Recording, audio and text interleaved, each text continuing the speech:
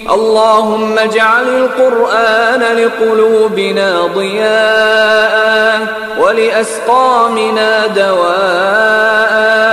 نبی تک پہنچنے کے لیے تین رستے ہیں جن رستوں سے نبی تک پہنچا جا سکتا ہے۔ ایک صحابہ کا رستہ، ایک ازواج یعنی نبی کی بیویوں والا رستہ، ایک اہل بیت۔ یہ تین کردار تھے جنہوں نے اپنی زندگی میں رسول کو دیکھا ہے۔ یہ نبی کی زندگی یا صحابہ بتا سکتے ہیں، یا یہ بتائیں گے، یا نبی کی بیویاں بتائیں گے، یا اہل بیت بتائیں گے۔ ہم شیعہ سوائے اہل بیت کے کسی سے نہیں پوچھتے۔ ہمارے ہاں روایت معصوم سے لی جاتی ہے۔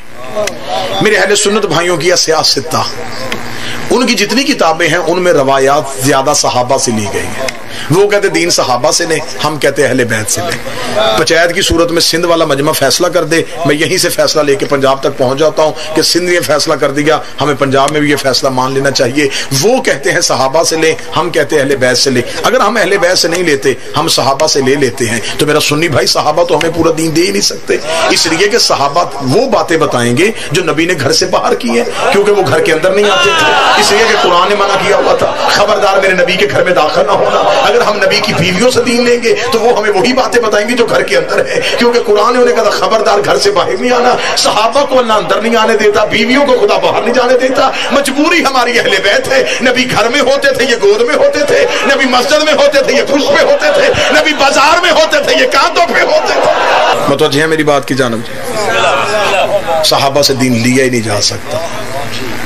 صحابہ کے دیے ہوئے دین میں غلطی کی گنجائش ہے، ہاں، کیونکہ صحابہ معصوم نہیں تھے۔ میں نے تقریر شروع کی، میں نے مجلس شروع کی، جب میں آگے بیٹھا مجمع اتنا زیادہ نہیں تھا، میری تقریر کے دوران بندے آئے 15 منٹ بعد آئے، کوئی 20 منٹ بعد، کوئی 30 منٹ بعد۔ اب جو 30-40 منٹ بعد بندہ آیا اسے یہ تو نہیں پتا کہ میں نے پہلے 40 منٹ کیا پڑھا۔ اس سے زیادہ آسان باتیں کیا ہو سکتی ہیں؟ جو 40 منٹ بعد آیا اسے میری پچھلی 40 منٹ کی تقریر ہے ہی نہیں، پتہ ہی نہیں۔ تو میرا سنی بھائی، ہم صحابہ سے دین کیسے لیں؟ کوئی 30 سال بعد مسلمان ہوا، کوئی 40 سال بعد مسلمان ہوا۔ اب وہ ہمیں اگلا دین تو دے سکتے، پچھلا تو نہیں دے سکتے۔ آپ کہیں گے جی آپ علی سے کیوں لیتے ہیں؟ ہاں میں وجہ بتاؤں ہم علی سے کیوں لیتے۔ علی نے آنکھ کھولی، نبی کی گود تھی، نبی نے آنکھ بند کی، علی کی گود تھی۔ سب سے پہلے تو یہ بات سمجھیے کہ رسول اللہ صلی اللہ علیہ وسلم قرآن کا عملی نمونہ تھے، ہے، اور ان کی زندگی آنے والوں کے لیے بھی قرآن کا عملی نمونہ رہے گی۔ اور اسی طرح جس طرح رسول اللہ صلی اللہ علیہ وسلم کی زندگی قرآن کا عملی نمونہ ہے، امت مسلمہ کے لیے صحابہ کرام رضوان اللہ علیہم اجمعین اور خاص ابو بکر و عمر بھی رسول اللہ صلی اللہ علیہ وسلم کی زندگی کا عملی نمونہ تھے، ہے، اور ان کی زندگی آنے والوں کے لیے بھی عملی نمونہ رہے گی۔ آج دین ہم تک اگر صحیح سلامت پہنچا ہے تو یہ انہی کی کوششوں اور کاوشوں کا نتیجہ ہے۔ صحابہ کرام رضوان اللہ علیہم اجمعین وہ ہستیاں تھیں کہ جنہوں نے اپنی آنے والی نسلوں اور امت مسلمہ کی بھلائی کے لیے اپنی زندگیاں رسول اللہ صلی اللہ علیہ وسلم کے قدموں میں نچھاور کر دی، اور صبح و شام اٹھتے بیٹھتے غرض رسول اللہ صلی اللہ علیہ وسلم کا ایک ایک لمحہ ساتھ دیا، اور ان کے ارد گرد ہمیشہ حصول علم کے لیے جمع رہتے کہ کہیں کوئی ایسی وحی رسول اللہ صلی اللہ علیہ وسلم پر نہ آ جائے جس سے ہم لا علم ہو جائے۔ اور یہی وجہ ہے کہ ابو ہریرہ رضی اللہ تعالیٰ عنہ نے ایک لمحہ بھی رسول اللہ صلی اللہ علیہ وسلم کا ساتھ نہ چھوڑا، صرف رسول اللہ صلی اللہ علیہ وسلم کی محبت اور رسول اللہ صلی اللہ علیہ وسلم کے فرمان کو پالنے کے لیے۔ لہذا مختصر بات یہ ہے کہ صحابہ کرام کے بغیر دین ہم تک کیسے پہنچتا، جبکہ وہ رسول اللہ صلی اللہ علیہ وسلم کی زندگی کا عملی نمونہ تھے، اور دین کو ہم تک پہنچانے میں اہل بیت کا بہت کردار ہے۔ ہم کبھی بھی اہل بیت کے اس احسان کا بدلہ نہیں چکا سکتے۔ اول تو ہم میں بدلہ چکانے کی ہمت بھی نہیں، لیکن اگر ہوتی بھی تو ہم کبھی بھی اہل بیت کے اس احسان کا بدلہ نہ چکا سکتے۔ اب اپنی بات، ان کا کہنا ہے دین ہم تک پہنچا صحابہ کرام سے، رسول اللہ صلی اللہ علیہ وسلم کی بیویوں سے، اور ہماری روحانی ماؤں سے، اور اہل بیت سے۔ ہم صرف دین اہل بیت سے لے گئے کیونکہ وہ ہمیں صحیح معنوں میں دین کو سمجھا سکتے ہیں، صحابہ سے نہیں، اور نہ رسول اللہ صلی اللہ علیہ وسلم کی بیویوں سے۔ وجہ آپ نے سنی۔ تو آئیے پہلے اس سوال کا جواب لیجیے، ابو بکر اور عمر جتنا رسول اللہ صلی اللہ علیہ وسلم کے قریب تھے علم میں بھی اور عمل میں بھی، اتنا اور کوئی نہیں۔ کس طرح؟ حضرت ابو بکر رضی اللہ تعالیٰ عنہ کی بیٹی حضرت عائشہ رضی اللہ تعالیٰ عنہ، اور عمر فاروق رضی اللہ تعالیٰ عنہ کی بیٹی حضرت حفصہ رضی اللہ تعالیٰ عنہ رسول اللہ صلی اللہ علیہ وسلم کے نکاح میں تھی۔ دیکھیے میرے نزدیک یہ صرف میرا نظریہ ہے جو غلط بھی ہو سکتا ہے، کسی پر پابندی نہیں کہ وہ میرے نظریے کی حمایت کریں۔ یہ کہ اول تو حضرت عائشہ رضی اللہ تعالیٰ عنہ کے نکاح کا حکم رسول اللہ صلی اللہ علیہ وسلم کو اللہ نے دیا تھا، اور اللہ کے حکم کو پورا کرنے کے لیے ابو بکر نے اپنی بیٹی کا نکاح رسول اللہ صلی اللہ علیہ وسلم سے کر دیا۔ دوسری وجہ رسول اللہ صلی اللہ علیہ وسلم سے محبت اور عقیدت تھی، اور تیسری وجہ یہ کہ وہ امت مسلمہ کی رہنمائی کے لیے اور امت مسلمہ کی خواتین کے لیے ایک عظیم رہنما ثابت ہو اور انہیں دین کے مسائل سے آگاہ کریں۔ اب رسول اللہ صلی اللہ علیہ وسلم کو اپنی تمام بیویوں سے محبت تھی، یہ ہم جانتے ہیں، اور یہ بھی جانتے ہیں کہ رسول اللہ صلی اللہ علیہ وسلم کو سب سے زیادہ محبت اپنی جس بیوی سے تھی وہ حضرت عائشہ رضی اللہ تعالیٰ عنہ تھی، اور یہ بات میری نہیں بلکہ رسول اللہ صلی اللہ علیہ وسلم کی دیگر بیویوں اور ہماری ماؤں کی ہے۔ رسول اللہ صلی اللہ علیہ وسلم جس دن حضرت عائشہ رضی اللہ تعالیٰ عنہ کے گھر ہوتے، اس دن لوگ زیادہ تر تحفے رسول اللہ صلی اللہ علیہ وسلم کو بھیجتے، اس لیے کہ رسول اللہ صلی اللہ علیہ وسلم اس دن بہت خوش ہوتے۔ سب سے زیادہ جنہوں نے رسول اللہ صلی اللہ علیہ وسلم سے حدیث بیان کی خواتین میں وہ حضرت عائشہ رضی اللہ تعالیٰ عنہ تھی، جبکہ حضرت فاطمہ رضی اللہ تعالیٰ عنہ سے احادیث کا بیان فرمانا بہت کم ہے۔ اب گھر کے معاملات جن کا تعلق دین اسلام سے تھا وہ جانتی تھی حضرت عائشہ رضی اللہ تعالیٰ عنہ کہ رسول اللہ صلی اللہ علیہ وسلم کس طرح گھر میں ہمارے ساتھ کام کرواتے، رسول اللہ صلی اللہ علیہ وسلم کا سونا، رسول اللہ صلی اللہ علیہ وسلم کا جاگنا، رسول اللہ صلی اللہ علیہ وسلم کی تہجد کی نماز پڑھنا، رسول اللہ صلی اللہ علیہ وسلم کے مزاج، ہر قسم کے رسول اللہ صلی اللہ علیہ وسلم کے اخلاقیات سے متعلق مسائل کو ہم سے بیان فرمانے والی حضرت عائشہ رضی اللہ تعالیٰ عنہ تھی۔ اسی طرح ابو بکر عمر کہ وہ کس طرح رسول اللہ صلی اللہ علیہ وسلم کے ساتھ ہر وقت رہتے تھے، اس بات کی تائید خود شیر خدا حیدر قرار حضرت علی رضی اللہ تعالیٰ عنہ کی اس حدیث رسول سے ہوتی ہے جو کہ بخاری کی روایت ہے، اور اس سے ان لوگوں کو شاید پیلا یقین ہو جائے جو ابو بکر عمر کو گالی دیتے ہیں۔ یہ روایت میں کئی دفعہ بیان کر چکا ہوں لیکن دوبارہ سن لیجیے۔ بخاری کی روایت ہے، حضرت عبداللہ بن عباس رضی اللہ تعالیٰ عنہ کہتے ہیں جب حضرت عمر رضی اللہ تعالیٰ عنہ کی میت چارپائی پہ رکھی گئی تو لوگوں نے چارپائی کو گھیر لیا، حضرت عمر رضی اللہ تعالیٰ عنہ کے لیے دعا کی اور نماز پڑھی۔ میں بھی ان لوگوں میں موجود تھا، ابھی جنازہ اٹھایا نہیں گیا تھا کہ ایک آدمی نے میرے کندھے پر ہاتھ رکھا تو میں گھبرا گیا، دیکھا تو حضرت علی رضی اللہ تعالیٰ عنہ تھے۔ کہنے لگے عمر رضی اللہ تعالیٰ عنہ اللہ تم پر رحم فرمائے، اللہ تم پر رحم فرمائے، اللہ تم پر رحم فرمائے، تم نے اپنے پیچھے کوئی ایسا آدمی نہیں چھوڑا جس کے اعمال پر میں اللہ سے ملنے کی آرزو کروں۔ اللہ کی قسم میں سمجھتا ہوں کہ اللہ تمہیں تمہارے دونوں ساتھیوں کے ساتھ ہی رکھے گا۔ یہ دونوں ساتھی کون تھے؟ محمد رسول اللہ صلی اللہ علیہ وسلم اور ابو بکر صدیق رضی اللہ تعالیٰ عنہ۔ اس بات کی گواہی کون دے رہے ہیں؟ بھائی شیر خدا علی المرتضیٰ رضی اللہ تعالیٰ عنہ۔ اور میں نہیں جانتا کہ کیوں محدثین نے اس روایت کو ضعیف نہیں کہا، کیوں اس کو مرسل نہیں کہا، کیوں اس کے بارے میں بحث نہیں کی؟ شاید اس لیے کہ اس سے ہمارے عقیدے کا پرچار ہوتا ہے۔ اور پھر فرمایا اس لیے کہ مجھے معلوم ہے میں نے کئی بار رسول اللہ صلی اللہ علیہ وسلم کی زبان مبارک سے یہ الفاظ سنے، ذهبت انا وابو بکر وعمر ودخلت انا وابو بکر وعمر وخرجت انا وابو بکر وعمر۔ میں ابو بکر اور عمر اکٹھے فلاں جگہ گئے، میں ابو بکر اور عمر اکٹھے فلاں جگہ داخل ہوئے، میں ابو بکر اور عمر اکٹھے فلاں جگہ سے نکلے۔ یہ بخاری کی روایت ہے۔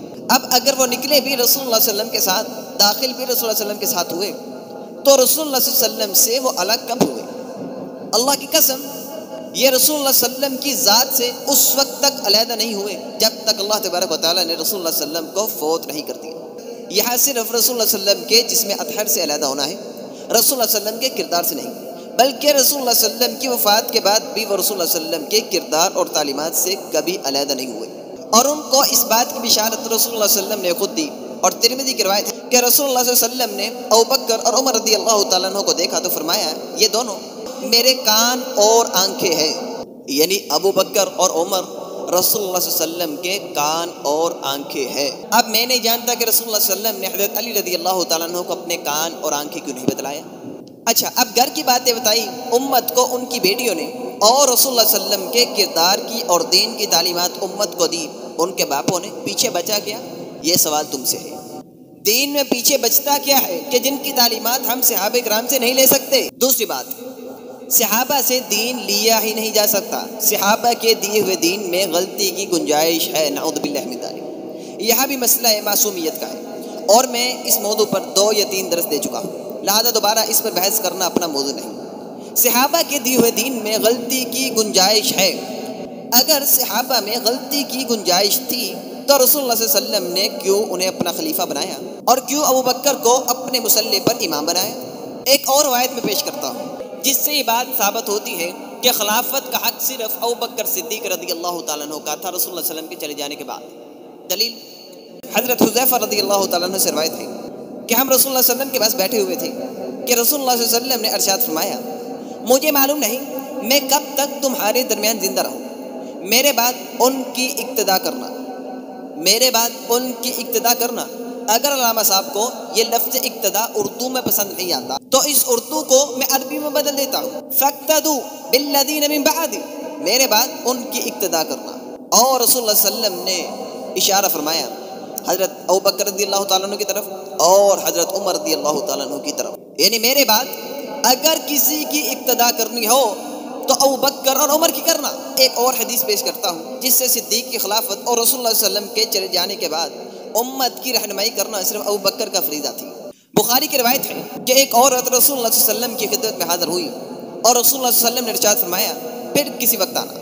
عورت نے عرض کی، اللہ کے نبی، ارائیت ان جئت ولم اجدک کأنها تقول الموت، اللہ کے نبی اگر میں آؤں اور آپ کو نہ پاؤں گویا اس کا اشارہ رسول اللہ صلی اللہ علیہ وسلم کی موت کی طرف تھا۔ تو رسول اللہ صلی اللہ علیہ وسلم نے فرمایا ان لم تجدنی فأتی ابا بکر، اگر تو آئے اور مجھے نہ پائے تو ابو بکر کے پاس چلی آنا۔ یہ بخاری کی روایت ہے۔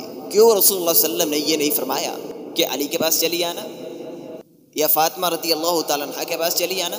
دوسری بات، اگر ان سے غلطی کی گنجائش تھی تو یہ تو آپ نے بتلایا نہیں کہ کیوں غلطی کی گنجائش تھی۔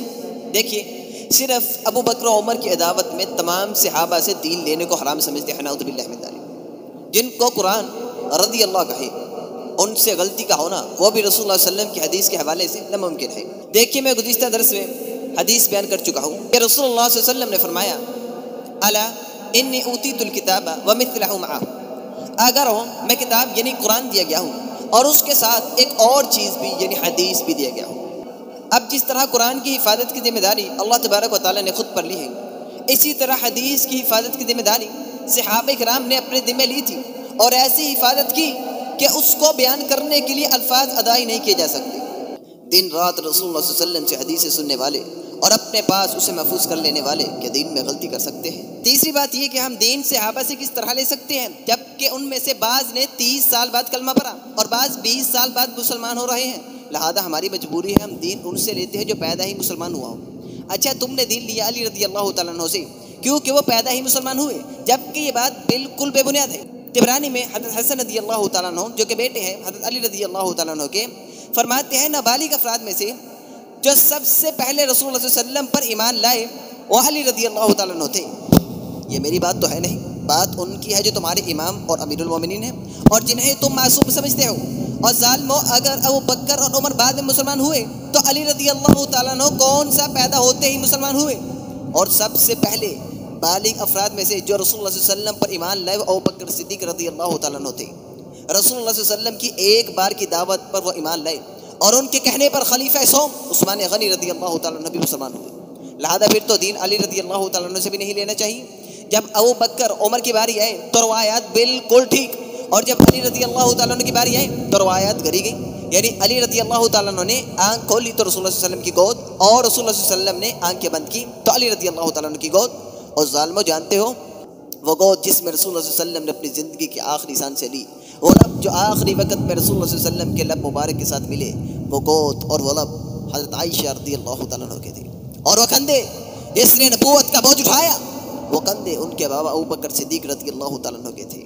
اور کبھی کبھی تو میں ان کے علم کا لیول دیکھ کر حیران ہو جاتا ہوں کہ ان کا علم تو اس کے پاس کبھی نہیں کہ جس طالب علم کو پہلے دن قاعدہ دے کر مدرسے بھیجا جاتا ہے۔ سر پہ ٹوپیاں سے جانے سے کوئی بھی شخص علامہ نہیں بن جاتا۔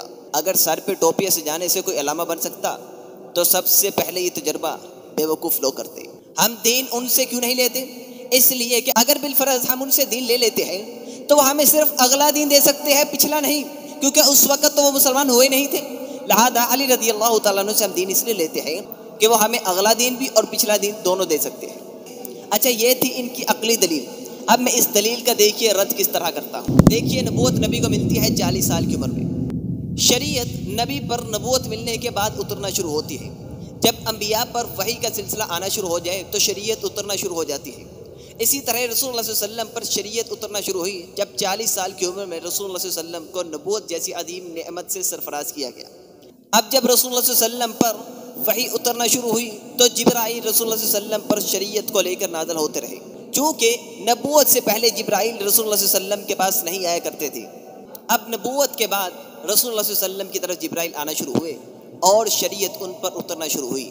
اب جب رسول اللہ صلی اللہ علیہ وسلم کو نبوت ملی اور شریعت رسول اللہ صلی اللہ علیہ وسلم پر اترنا شروع ہوئی تو رسول اللہ صلی اللہ علیہ وسلم نے ابو بکر کو کلمہ پڑھنے کی دعوت دی، اور رسول اللہ صلی اللہ علیہ وسلم کی صرف ایک بار دعوت دینے پر ابو بکر صدیق رضی اللہ تعالیٰ عنہ نے فوراً کلمہ پڑھا اور مسلمان ہو گئے۔ اب شریعت وہ تھی جو نبوت کے بعد رسول اللہ صلی اللہ علیہ وسلم پر اترنا شروع ہوئی۔ شریعت کبھی بھی نبی پر نبوت سے پہلے، لہذا محمد رسول اللہ صلی اللہ علیہ وسلم پر 40 سال سے پہلے شریعت نہیں اتری تھی۔ شریعت اگر رسول اللہ صلی اللہ علیہ وسلم پر اتری تو نبوت کے بعد اتری، اور نبوت ملتے ساتھ ہی ابوبکر صدیق رضی اللہ تعالیٰ عنہ نے رسول اللہ صلی اللہ علیہ وسلم کی تصدیق کی اور کلمہ پڑھ کے مسلمان ہو گئے۔ اب بھائی دین وہ تھا جو نبوت کے بعد تھا، نبوت سے پہلے تو دین تھا نہیں۔ شریعت وہ تھی جو نبوت کے بعد ملی، شریعت نبوت سے پہلے ہے نہیں تھی۔ تمہیں کون سا دین چاہیے؟ بھائی جتنا وہ دیتے ہیں پہلے اتنا تو لو۔ لہذا ہیلے بہانے اور بے دلیل حجت بازی یہی ان کی زندگی کا منشور ہے۔ لہذا دین ابوبکر صدیق سے پورا مل سکتا ہے، عمر فاروق سے پورا مل سکتا ہے، عثمان غنی سے پورا مل سکتا ہے، علی المرتضیٰ رضی اللہ تعالیٰ عنہ سے پورا مل سکتا ہے۔ یہ صحابہ کی محنتوں اور کاوشوں کا نتیجہ ہے کہ آج دین ہم تک صحیح سلامت پہنچا ہے۔